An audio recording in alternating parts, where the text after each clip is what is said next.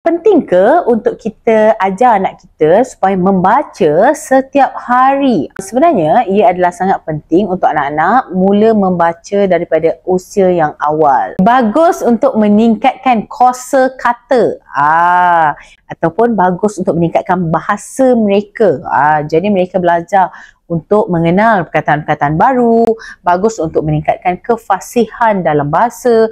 Contoh, kalau awak ceritakan dalam cerita bahasa Melayu, dia akan belajar perkataan-perkataan baru dalam bahasa Melayu. Dia akan mula, kalau dalam bahasa Inggeris, dia akan mula explore bahasa Inggeris.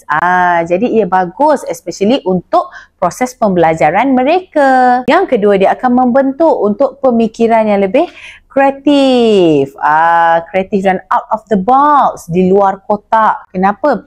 Bila buku-buku yang diceritakan mencabar minda mereka, mereka akan secara automatiknya berfikir untuk menyelesaikan masalah, berfikir untuk menjadi critical thinking, untuk menggalakkan otak kita berfikir, menyelesaikan masalah dalam cerita dan melatih otak mereka. Jomlah kita sama-sama ambil buku, buka, bacakan dekat anak ataupun ajak anak membaca setiap hari.